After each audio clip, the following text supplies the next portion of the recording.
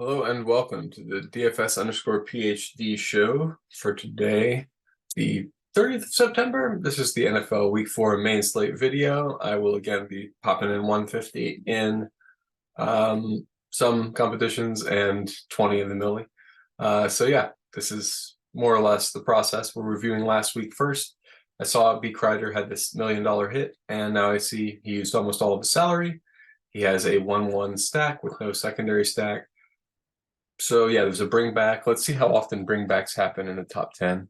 Bring back, bring back, bring back, bring back, bring back, bring back.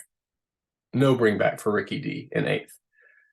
Bring back. So 9 out of 10. Now it could be a selection thing. Let's go to the Wildcat where we've got 5,000 people and see if that changes.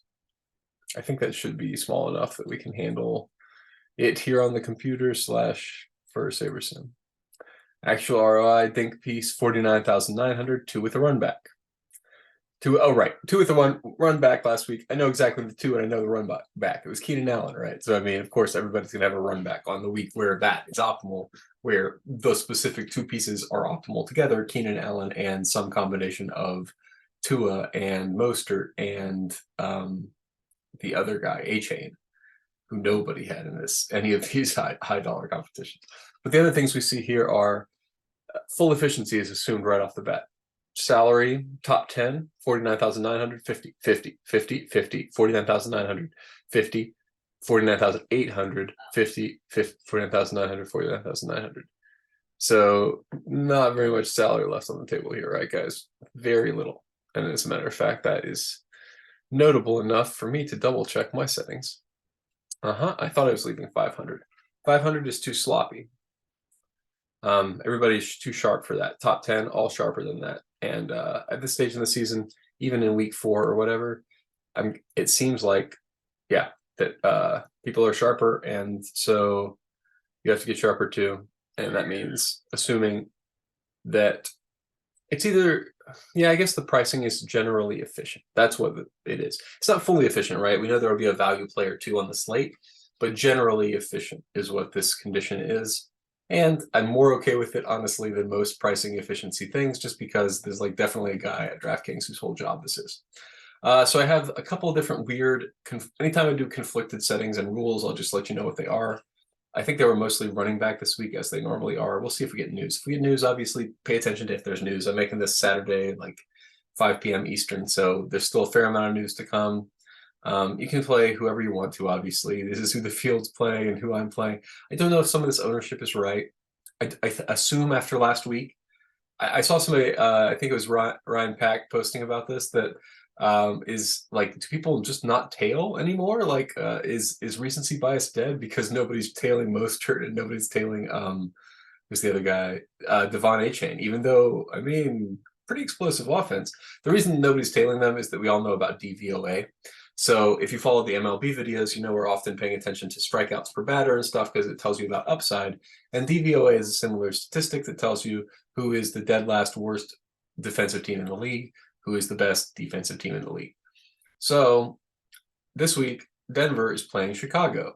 That is 2 of the 4 worst teams in the league playing each other.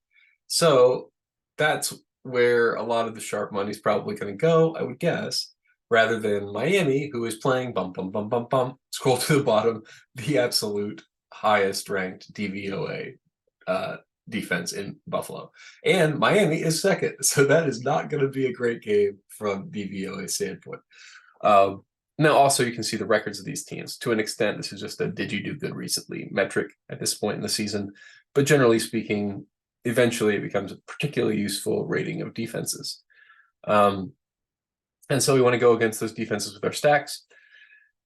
Nonetheless, and I think one of them was the Las Vegas, right? Yeah, Raiders are 3rd to last. So that's why it's important we get the Chargers right this week.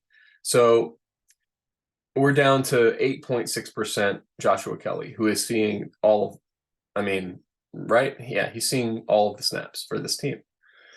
I said it, I got to look it up now. LA Chargers snap count. I don't want to be wrong. You guys know I'm wrong. And then you look it up and you're like, oh, this guy don't know what he's talking about. But I mean, I'm pretty sure last week, at least, I mean, no Eckler again. he's doubtful. If he's in, obviously, this is not the analysis. You go with the analysis for him being in. But when it was just him, I mean, 73%, what we got? Some other guy for a few snaps? Spiller. But anyway, the main point is the guy who got all the snaps, essentially 73% of them, was Kelley, and the guy who, like, okay, a normal running back who goes nuts is getting 30 points per 100 snaps. Sorry, PPR. I mean, sorry, it's about 30 points per, I guess it's a little higher, probably 40 points per 100 snaps with full PPR. So, because of receptions and stuff. And then, so if we're talking Kelley getting 48 snaps a game at 40 per 100, that's about 20 points from Kelley, a little bit less. So you can make a pretty conservative argument to have Kelley at 16, right? And I mean, the Saberson has him at 13.3, but I just think that's there. I mean, it's not even recency bias, right? It's just accurately taking into account the recent past of Joshua Kelley, where he's done bad, and it would make sense for them to go and try out other options. But for me, I'm going to be 2.5 times or more the field on Kelley this week, just because he's done bad. And like Las Vegas is bad. So actually, now that I've said all this, I've gone through the reasons why, and the DVOA is really bad for them. So I'm going to just emphasize that with a little bit higher here and allowing myself to go up to 3x. Now that I have convinced myself, let me just make it so that I'm completely in pain at 24% Josh Kelley tomorrow. But I think it's the right move, given what, given the situation. I think he's just got the most opportunities. He's done so bad. It's not possible for him to continue doing this bad.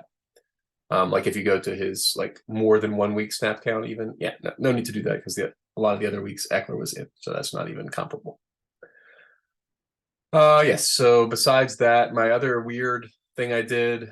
So I boosted Kelley. The other people I've boosted are I think both Henry, somebody out of Henry and Ty J Spears. Actually, where is Cincinnati? They're right down here still. No. Cincinnati's bad-ish on this list, I assume, because they've done bad recently. 23. So, Cincinnati you can kind of target a little bit, and thus I have targeted them with Derrick Henry or Ty J Spears. So my group rules this week so far are limiting Tennessee running backs and Miami running backs. Even though that just didn't work last week, I don't think in general Etienne and Mostert both pop off, but I do think one or the other maybe has that upside this week. So that's what I'm leaving in, and I don't think I'm going to get that much of it anyway, right? They're not one of my top choices at running back. A-Chain at 20%. Okay, so we're getting to a fair amount. That's a bit much. If he's going to be really, so this is why we're talking about recency bias. A-Chain at 0.6. I don't even buy it. I'm going to up that to 2, just because like last week he broke the whole slate.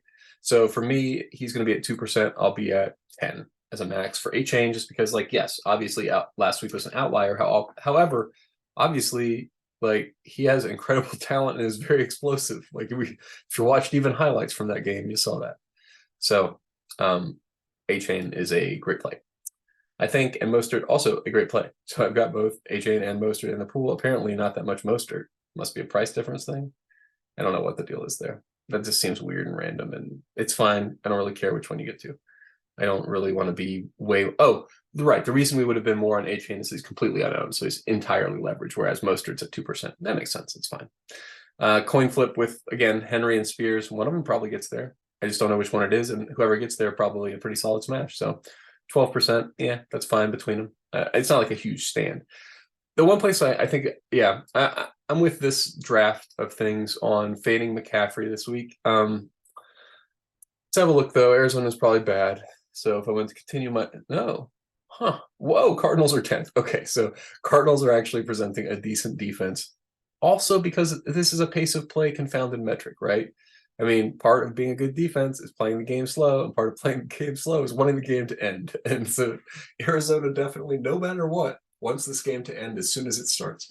So for these reasons, and that he is going to be major chalk. And I mean, he's great. There's a good chance in cash games plan, I should say. I'm only playing GPPs. I'm only trying to win $1 million or whatever tomorrow. So $100,000, and the $3 is probably the best for your buck tournament. Make sure you're doing that no matter what. Yeah, obviously take into account your bankroll, but that's the very first one you want to start maxing when you're 20 maxing of all tournaments and all sports. The $3 with 100K up top is insane. Anyway, so that's like, for me, that would be like, I would run commercials about that. People, I didn't even know about that for like years. Okay. But don't think I have any more running back plays. I don't think I did very much else custom projection or most of the, yeah, right. So the other take on the game is exclusively quarterback position. So I'm making sure I have at least 15% exposure to that Denver Chicago game. I want to have a bunch. I think that's where, like, obviously, if you look at the advanced stat that is most tied to who's going to score the most points, then these are the guys who are going to score the most points, the people who are playing against them, and they're playing against each other. So, okay, obviously, they're both very bad.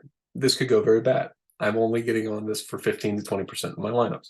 But I was only on Haywood Highsmith for 13% of those lineups or something.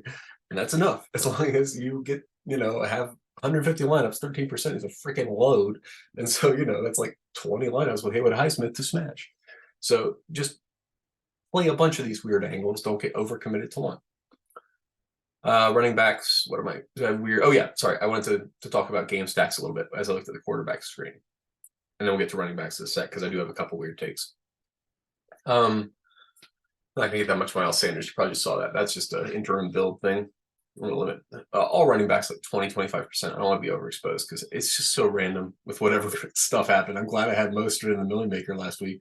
I am finally on the whatever week over week rung of the leaderboard now, thanks to I had Mostert with Keenan Allen in the lineup, so made a pretty good run last week. I guess this would be a good time to show that, yeah. I forgot that we are on the main slate video, so I should show my main slate thing from last week. Scroll down here, it's not that far. I don't post that much. Yeah, here it is. So this was my highest lineup, almost 679 from the Millie Maker. Thielen, Tank Dell, Keenan Allen, Jefferson, Mostert, Kirk Cousins. I was making a run at it, except for AJ Dillon and Durham Smythe. Can you imagine this lineup? This is my highest scoring lineup ever in the Millie Maker, probably in football, at least by 20 or 30, and in the Millie Maker by 60 or something. And this is not how I thought it would look. It's so concentrated on making sure you find the random guys who pop off. So I just wanted to point out, spread it around, man. You never know which one of these guys are going to pop off. There's 0 people who are out there on A-Chain last week. Some of you may have been on Mostert. 0 of you were on A-Chain. So, hey, that's fun, man. I love it because the game theory part of this is like, I'm going to choose 17% Denver and Chicago stacks. And then the real game is, what is happening in this game? Because, like, I don't know, that game's going to end 0-0 or 80-80. There's no in between with that game, right? Like, it's going to be either Sharks delight or Sharks ultimate pain. There's no possibility with this game setting up the way it does. I don't really have strong takes. The Chargers, I'm all over both sides. If I'm going to play Kelley, I'm definitely going to play Justin Herbert, who's a much better player than Joshua Kelley or whatever. So I'm just all over playing against bad defenses. Also, I'm pretty sure the Chargers are not a good defense themselves. Yeah, 16th. And just a famous reputation. They don't have a good coach. They have a coach who's just like really bad and gives away games. So even if they're up, that's a perfect situation. So I'm going to have some Garoppolo. I love his pass catchers are amazing on Las Vegas. He is blessed. But I'm just matching the field. I don't have a specific preference there. It's just I want to match because he's got great pass catchers. There's a decent chance he makes a comeback on Chargers and that game stack. So that game stack, 34%, fine. Then next, Stafford. I think that goes well. Running back, some Indiana pieces. I like that. 3X, that's fine. Russell Wilson and Fields, I've already talked about that play. Purdy, just been looking good, throwing the ball well, has great pass catchers. I saw Debo's expected, at least questionable, going to warm up and maybe be in. So that was good. Keep an eye out for that tomorrow morning, obviously. Late breaking news. Tua's like nobody's on him this week, and it's hard to because of the defenses and the game script, not because of weather this week at least. So you can go there. If you feel like playing the stack that won last week, run it back. Okay, go for it. But that's what you're doing, right? You're over extrapolating from last week, and this is a different week, and it's a very different circumstance. So that's why the stands I'm making are the stands I'm making, because they're the stands that seem the most likely that if you're just making them based on last week, you're going to do the wrong thing. So that's where I'm going to reference game 1 and game 2 again. Game 1's fine. Haywood Highsmith, I got lucky a little bit because of the rotations. I looked at it a little bit. TK was on it a little bit, fine. Game 2 was not lucky. Game 2 was making a contrarian call and standing by it. The contrarian call was Max Strus. It had a bad couple of games going on, whatever. It doesn't matter what the specifics of it. The shooting guard had a bad game for a long time, but was still the starting shooting guard. Had not had any talk at all from Spoelstra or the coach about going away from him. And so in that circumstance, that's the ideal circumstance to play a guy because, yeah, he's going to still get the opportunities and he can make his shots. And it turns out he did make all the shots and he still got benched. Still didn't play at all down the stretch. But he had made enough shots in the first quarter that I was able to win the frickin' whatever Tournament of Champions ticket and for an additional, I don't know, $10,000, some amount of money that's so high that who even care? Like, that makes it so I don't care about the money anymore in this. Like, it's so fun. But anyway, like, that's not even the game 1. That's game 2 I'm talking about. I'm still playing on the game 2 money, having gotten to the game. Anyway, so just to emphasize how ridiculous these games have been. Game 1 money still hanging out in the old kids funds / paying. It was a strike fund, but now there's no more strike. So now we're just feeling rich again. I'm feeling my oats a little bit here. I did some snap reporting earlier this week when I was prepping this, but I don't think I came up with very much some running back splits. I think I just did the thing for Joshua Kelley, where you can kind of extrapolate from a median standpoint for a running back. How should he do against a bad defense? Well, Sanders at 30%. I assume Minnesota's up here on the bad teams chart. Is that why we're getting to him? Yeah, Minnesota's 20th. And I mean, Carolina's also bad. 26th, yeah. You can get some Minnesota Carolina stacks, not opposed to that. And I mean, they got attractive pieces in the backfield. I didn't put Madison in my player. I should sort it like this and show you the guys I specifically not put in since last week. One of them was a super smash.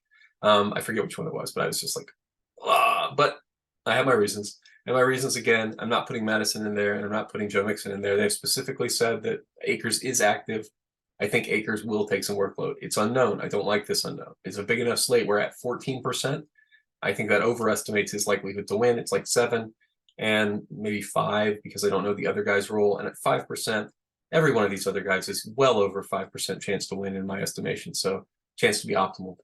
McCaffrey if he smashes, Pollard if he smashes, but we don't need them. We're probably mostly, and it does seem that way, going to be cheap. Yeah, let's see. Who are we exposed to? So Madison and Mixon are the only ones where I'm making a stone cold call and cutting them out. Everybody else, I'm just like weighting the salary, the price adjusted value, right? Sanders and Kamara. Also, Kamara, I don't really buy that he's going to be 4%. Y'all remember him, right? I mean, everybody remembers Alvin Kamara. I guess it's that his price is very high still because of last year. It's not. His price is back to extremely.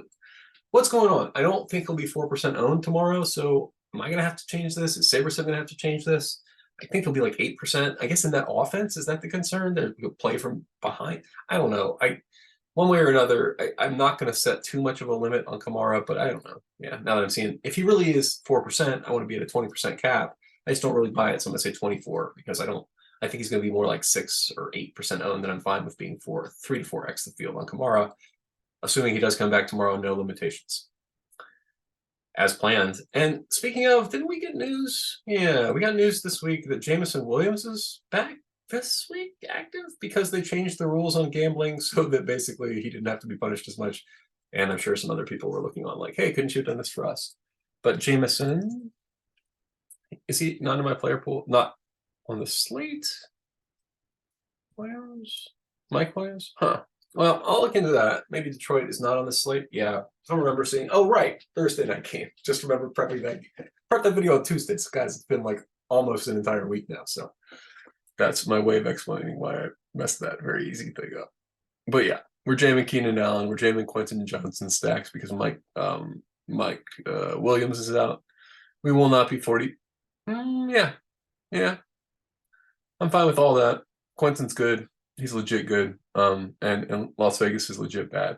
So, 37% is aggressive, especially with him 5% owned. I think I will do 25%. 5x is aggressive enough for me, especially like it's hard for me to really, I don't 150 max all the time. So to understand the exact value of, wow, that's a big touchdown. For the guy I need, I think, Jonathan Brooks. Right. College football day. So getting excited about that, obviously. I think I was like 80% that guy, so that's fun. Okay. Josh Downs. Yeah. I did see, yeah, that was something else that had been added. What's his name? Anthony Richardson was expected to play after I had done this draft earlier. So for my final draft tomorrow, I will be adding in Richardson stacks. I will be adding in Hurts stacks, obviously. What's going on there? Why was he not included in this initial draft?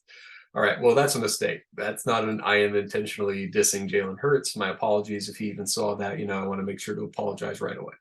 Not trying to diss Jalen Hurts. He's definitely in play. So is Richardson. I think it was a questionable. I don't know why these guys aren't in the pool for my earlier draft, but okay, don't not pick those guys because I said not to. I'm definitely going to have them in the pool tomorrow. I'll give you tight end takes. Wide receivers are entirely stack and run back concern based. It's not like a huge. I don't think there's a big value. Let me just say one or two words about receiver value. Adam Thielen, still 4,500. Come on, man. Obviously, get to a ton of Adam Thielen at 4,500. Get out of town. I mean, all right, okay. I got a minimum the field on that one. That's just nuts. Again, we just saw he's definitely a wide receiver one. He got like, all right. Adam Thielen stats. How many targets did he have last week? He had 11 receptions. How many? Wait, no, that was 2 weeks. 24th? Yeah, that's last week. Wait. Yeah, it's last week. So how many targets? Targets is a stat, right? Like, okay, so see y'all. 14 targets last week. I'm talking 9 and 14. Last 2 weeks, average targets. What does that make it? 23 divided by 2. 12-ish? My man's getting 12 targets a game, coming up with 10 catches. Unless those for 37 yards, that's low. So I am going to pop this up to 16 with that projection. glad. This is why I like doing the show. I like clocking in and making sure that all of my picks are where I have them. And yeah, Thielen is nuts, man. That's crazy value again. I didn't see him being that low. That's a mistake. Same thing. I expected that Chargers guy who I'm like 1,000,000%. I expected he would be up here too. Right? Quentin Johnson. What? Oh, right. I limited him. Yeah, that's fine.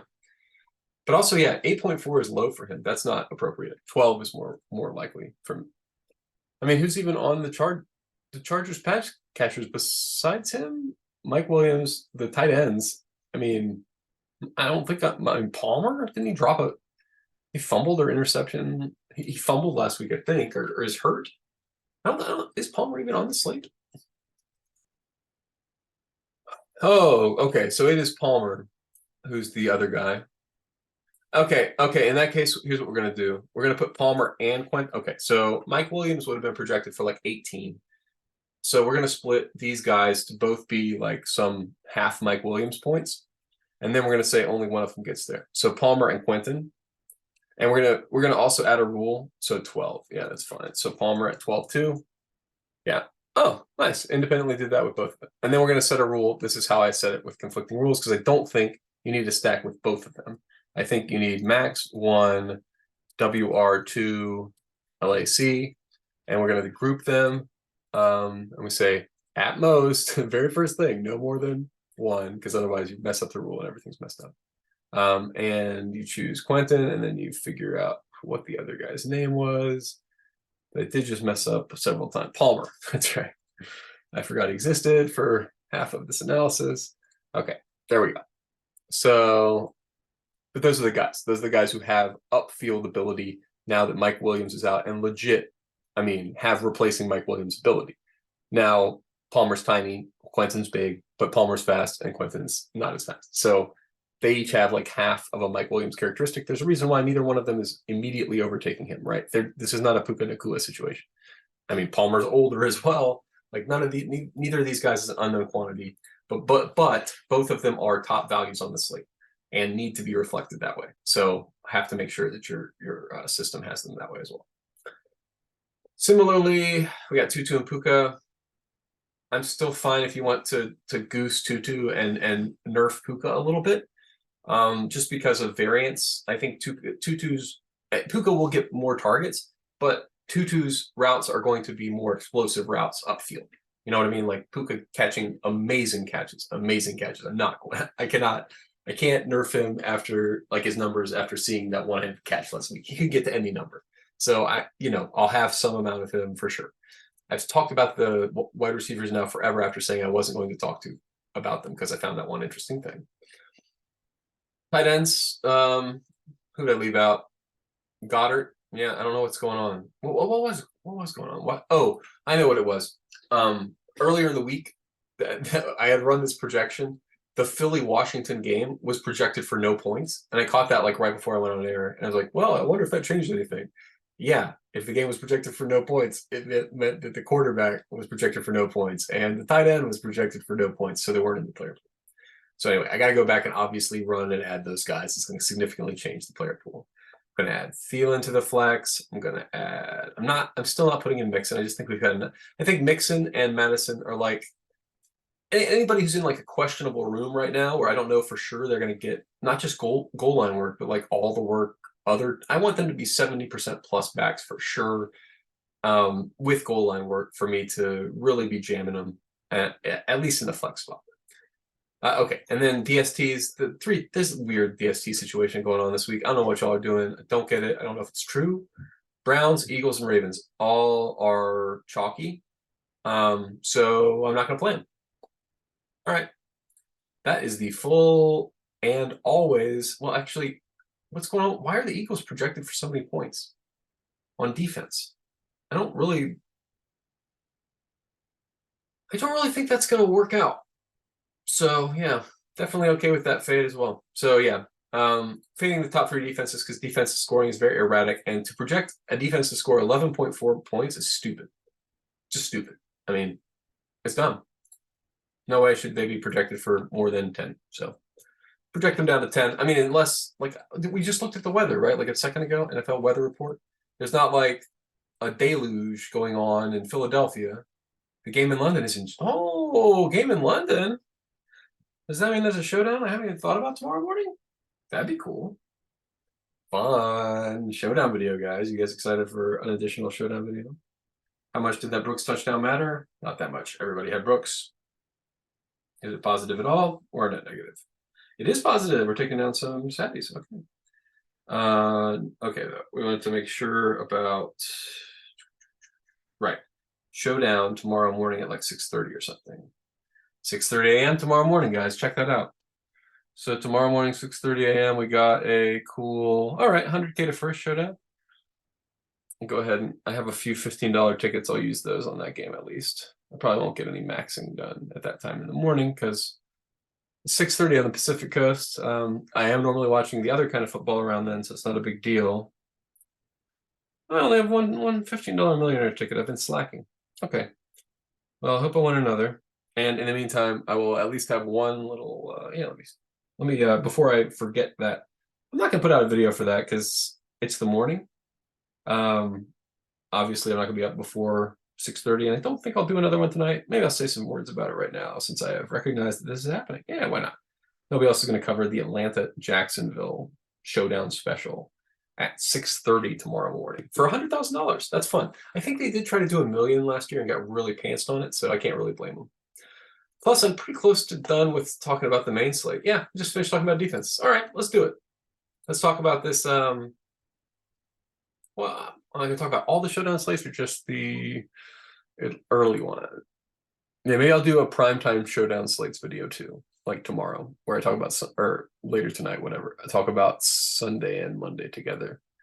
Yeah, let me know if you like the way I'm kind of building these together with. Because we're going to have a few Sunday morning games now. So the Sunday morning showdown and Maine together, and then the other showdowns later. Let me know if you like that in the comments or if you want a different parsing of the games. Because, I don't know, I'm just going to set these lineups around the same time. So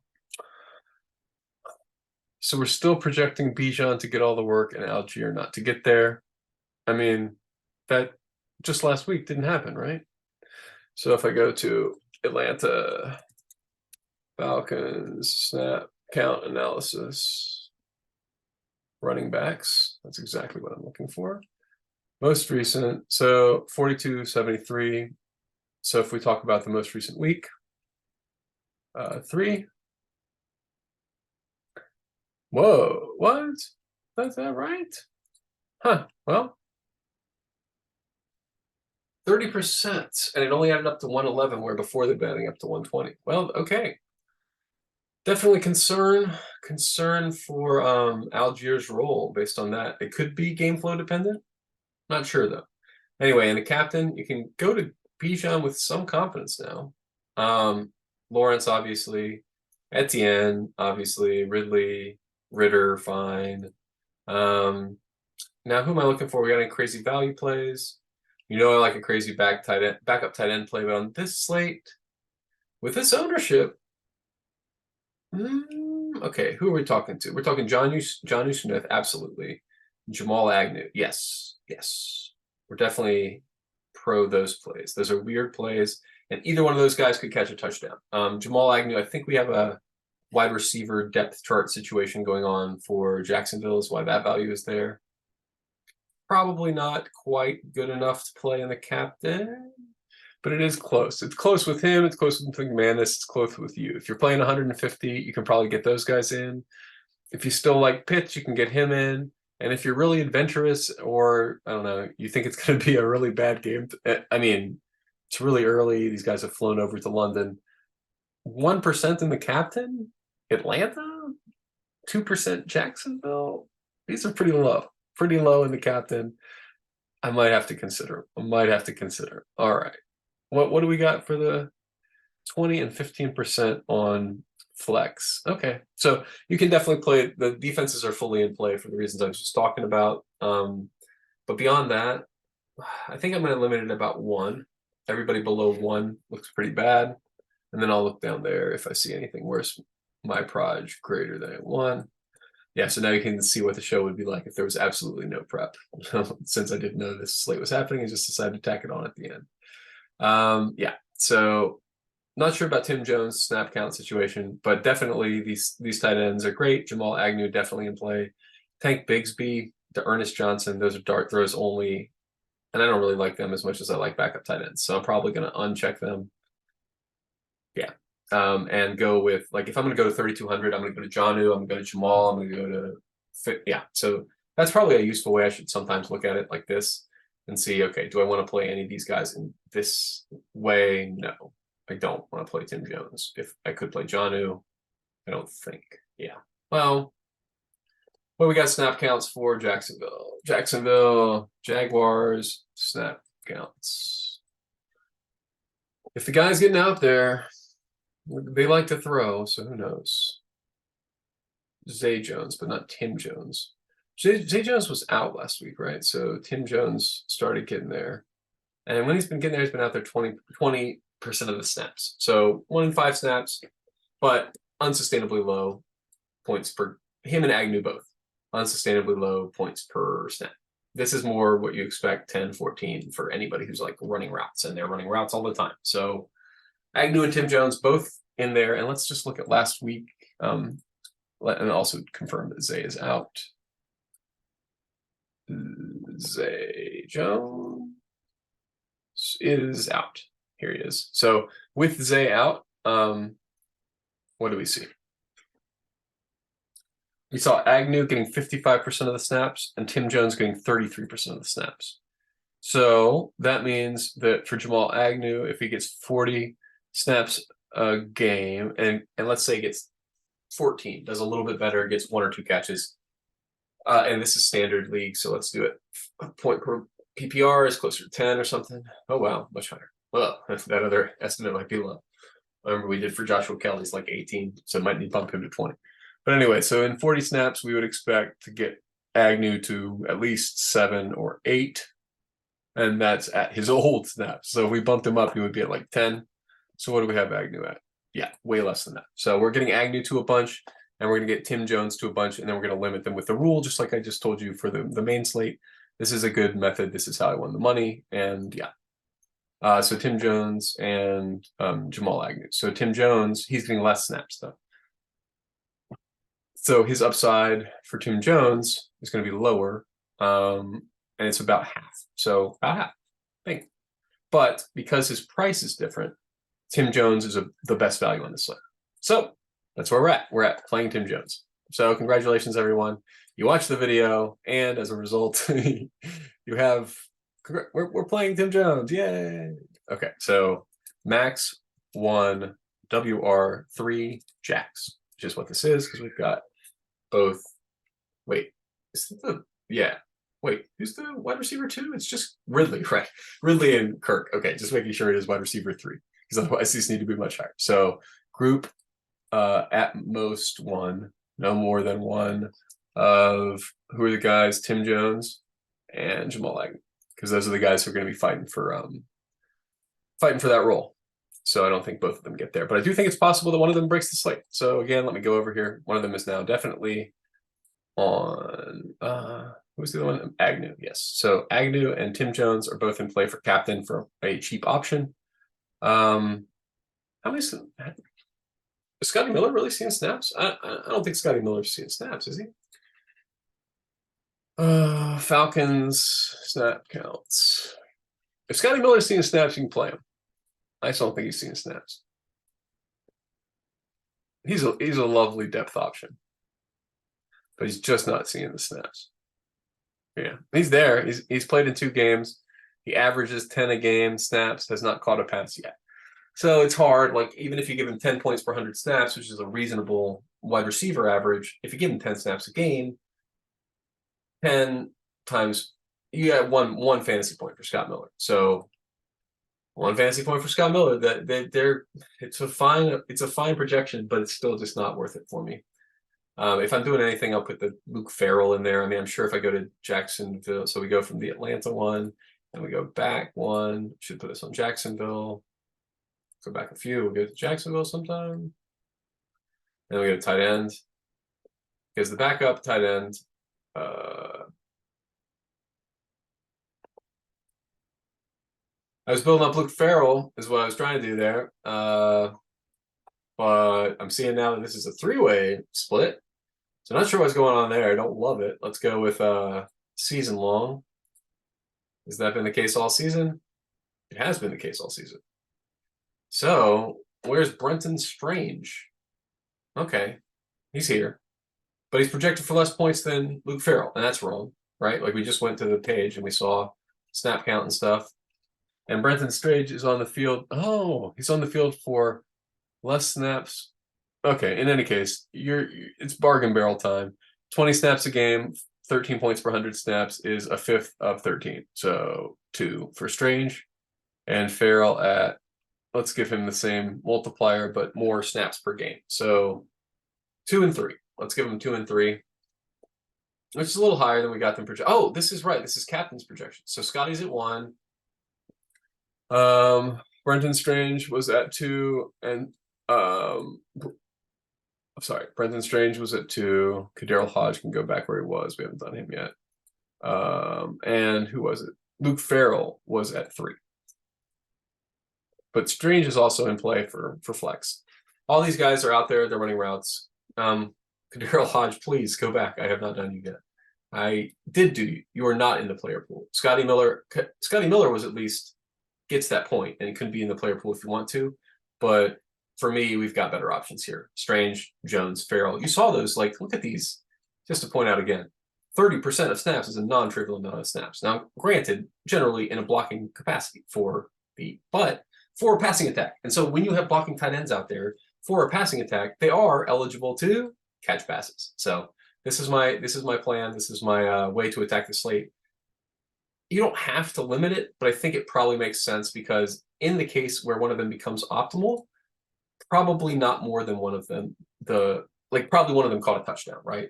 And I don't think we're going to get multiple backup tight ends for the Jaguars catching touchdowns. So I'm going to say max 1 Jacksonville tight end. Is it just do I include the backup? Because I think Ingram could get there with catches. Yeah, so max 1 backup JAX tight end. And then I group these 2 guys and say at most 1, no more than 1 of Brenton Strange. Okay, and that's a good one. So max 1. And then, okay, so other build settings for the slate. Looks pretty loose. So I'm going to say don't have any top within 1,000. Let's have the geometric mean filter on so that we do. No, we don't need the geometric mean filter probably for the slate. Nobody's going to play it. That's fine. Also, it's only 100,000 up top, so even more reason really to have it. Let's just use the one it's been for the last little bit.